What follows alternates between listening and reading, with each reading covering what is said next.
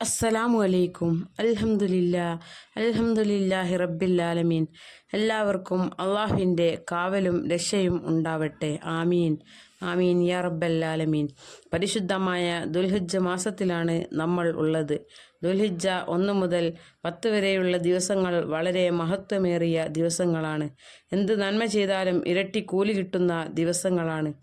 ഓരോരുത്തരും അവരുടെ വിഷമങ്ങൾ കാരണം ചെയ്യുന്ന എല്ലാ അമലുകളും അള്ളാഹു സ്വീകരിച്ച് ദുനിയാവിലും നാളെ ആഖിറത്തിലും ഉപകരിക്കുന്ന അമലാക്കി തരട്ടെ. ആമീൻ. ധാരാളമായി ദിക്റുകൾ ചൊല്ലുകയും സ്വലാത്തുകൾ അധികരിപ്പിക്കുകയും നിസ്കാരം ഖളാ ആക്കാതെ നിസ്കരിക്കുകയും സുന്നത്തുകൾ കഴിയുന്നതും എടുക്കുക. ളുഹാ നിസ്കാരം, അതുപോലെ തഹജ്ജുദ് നിസ്കാരം, ഇതെല്ലാം ചെയ്യുക. നമ്മൾ ഓരോ കാര്യം ചെയ്യുമ്പോഴും അത് തെറ്റാണെന്ന് നമുക്ക് തോന്നിയാൽ തെറ്റിൽ നിന്ന് നമ്മൾ പിന്മാറുക. അറിഞ്ഞുകൊണ്ട് ഒരു തെറ്റും ചെയ്യാതിരിക്കുക. എല്ലാത്തിനും മരണം വരെ അള്ളാഹുവിന് ഇഷ്ടമുള്ള രീതിയിൽ ജീവിക്കാൻ അള്ളാഹു തൗഫീക്ക് നൽകട്ടെ. ഇൻഷാ അല്ലാഹ്. ഇന്ന് തിങ്കളാഴ്ച രാവാണ്.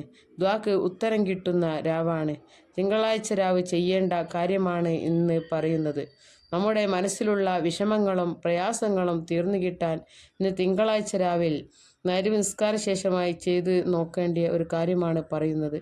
ബുദ്ധിമുട്ടുകളും പ്രയാസങ്ങളും മാറിക്കിട്ടാൻ വേണ്ടിയിട്ട് മഗ്‌രിബ് നിസ്കാരം കഴിഞ്ഞതിന് ശേഷം ഫാത്തിഹയും യാസീനും ഓതി കഴിഞ്ഞ ശേഷം 3 ആയത്തുൽ കുർസി ഓതുക.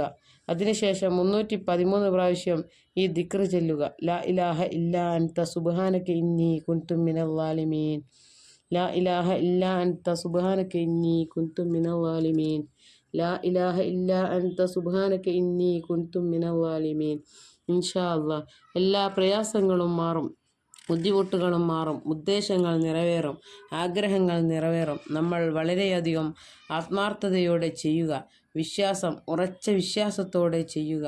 ഇൻഷാ അല്ലാഹ് അള്ളാഹു നടത്തിത്തരും. പലർക്കും ഒരുപാട് അനുഭവങ്ങളുണ്ട്. ചെയ്തു നോക്കുക. ഇൻഷാ അല്ലാഹ് ദുആക്ക് ഉത്തരം ഉറപ്പാണ്. അസ്സലാമു അലൈക്കും.